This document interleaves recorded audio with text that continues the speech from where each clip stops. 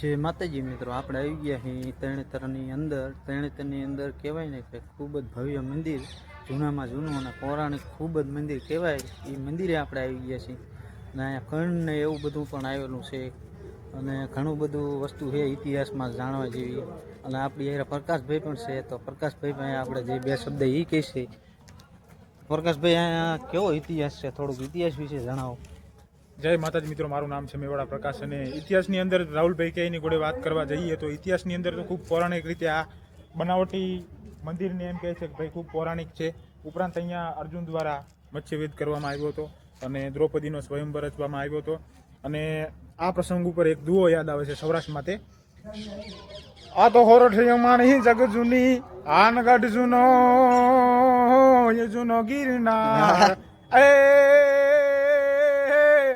જેના હાવજડા હે જળ પીએ